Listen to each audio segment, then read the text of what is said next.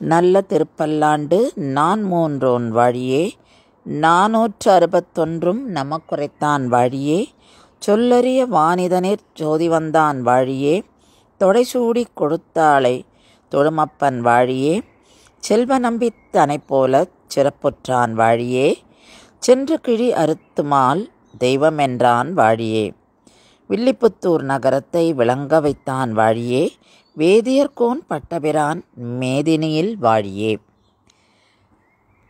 பெரியாழ்வார் 12 ஆழ்வார்கள் ஒருவர். இவருக்கு விஷ்ணு சித்தர்ன்ற பெயரும் உண்டு. இவர் கிருஷ்ணாவதாரத்தில் ரொம்ப ஈடுபாடு கொண்டவர். திவ்ய பிரபந்தங்கள் என்று சொல்கிற அந்த 4000 திவ்ய பிரபந்தத்தில் இவர் அருளிச் செயல் திருப்பல்லாண்டு, பெரியாழ்வார் திருமொழி. இது ரெண்டும். அவர் பெருமாளையே பார்த்து பல்லாண்டு பல்லாண்டுன்னு பெருமாளுக்கு திருஷ்டி வராமல் இருக்கிறதுக்காக பாடுறார். அது எப்போ பாடுறார் அப்படின்னாக்கா, மதுரை ஆண்டு வந்த ராஜா ஸ்ரீ வல்லபராஜான்னு அவனுக்கு ஒரு நாள் சந்தேகம் வந்துடுறது. என்னன்னா, ஒரு ஒரு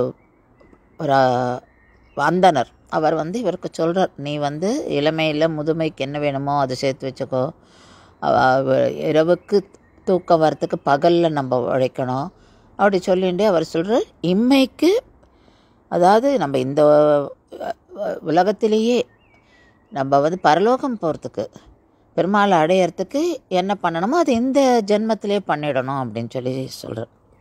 ஆனால் இவருக்கு அதுக்கு என்ன வழி அப்படின்னு தெரியல. மீதியெல்லாம் தெரிஞ்சது. ஆனால் இந்த கடைசியாக அவர் சொன்னதுக்கு அர்த்தம் புரியாமல் அவர் தன்னுடைய மந்திரியாக இருந்த செல்வ நம்பி அவர்கள்கிட்ட கேட்குறார், இதுக்கு என்ன அர்த்தம்னு. அப்போது அவர் எப்படி நம்ம பரம்பொருளை அறியலாம் அப்படின்றது பரம்பொருளை நிர்ணயம் செய்வது எப்படி அப்படின்றது சந்தேகம் அவருக்கு வருது. அவர் என்ன பண்ணுறார், எல்லா வேதம் படித்து வாழலாம், விஷயம் தெரிஞ்சு வாழலாம் ஸ்காலர்ஸ் எல்லாம் கூட்டுன்னு ஒரு அந்த சந்தேகத்தை கேட்டு தீர்மானிச்சுப்போம். யார் அதுக்கு பதில் சொல்கிறாளோ அவளுக்கு பரிசும் கொடுப்போம் அப்படிங்கிறார். அப்போது பெரியாழ்வார் கிட்ட பெருமாள் கனவுல வரார். அதாவது விஷ்ணு சித்தர்கிட்ட பெருமாள் கனவுல, ஸ்ரீமன் நாராயணன் கனவுல சொல்கிறார், நீ அந்த விவாதத்துக்கு போகணும் அப்படின்னு சொல்லி. அப்போ இவர் சொல்கிறார், இல்லை எனக்கு அதெல்லாம் தெரியாது, நான் உரிமை மாலை கட்டி அந்த திருப்பணி தான் நான் பண்ணின்னு இருக்கேன், எனக்கு அது ஒன்று தான் தெரியும், வேறு எதுவுமே தெரியாது அப்படின்னு சொல்கிறாங்க. நிறைய படித்தவாளாம் வந்திருப்பாளேன்னு. இப்போ பெருமாள் சொல்கிறார், இல்லை நீ அங்கே போ, என்ன நினச்சிக்கோ, உனக்கு என்ன பதில் சொல்லணுமோ அது தெரியும் அப்படின்றார். அதுக்கேற்ற மாதிரி இவரும் பெருமாள் சொன்னதுனால அங்கே போகிறார். போய் அங்கே அவர் அந்த பரம்பொருளுக்கான அர்த்தத்தை சொல்கிறார். முழுமுதற் பரம்பொருள் அந்த திருமாலே ஸ்ரீமன் நாராயணனே அப்படின்னு சொல்லி அவர் சொன்ன நாளைக்கும் அவர் மேலே அப்படியே அந்த பொற்கிழி விழுந்துடுறது அப்படியே தானாக.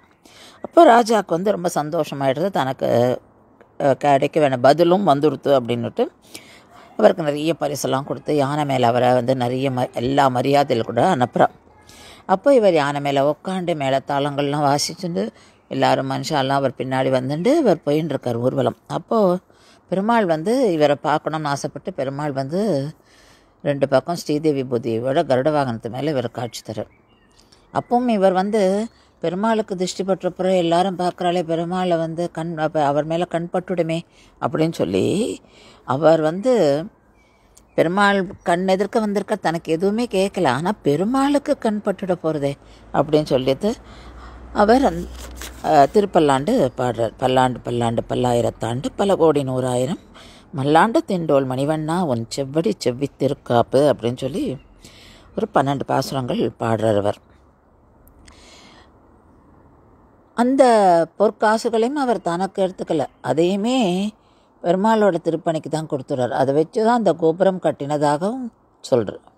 ஸோ இன்றைக்கி நம்ம ஸ்ரீவில்லிபுத்தூரில் பார்க்குற அந்த கோவிலில் அவர் விஸ்தாரம் பண்ணியிருக்கார். அந்த தனக்கு கிடைச்ச அந்த பொற்காசுகளை கொண்டு அவர் அவர் பண்ணிட்டு அந்த திருப்பணியை மாலை தொடுத்து பெருமாளுக்கு தினம் சமர்ப்பிக்கிறதா அதை தான் பண்ணிட்டு வந்திருந்தார் அப்படின்னு சொல்லி அவருடைய வரலாற்றிலே நம்ம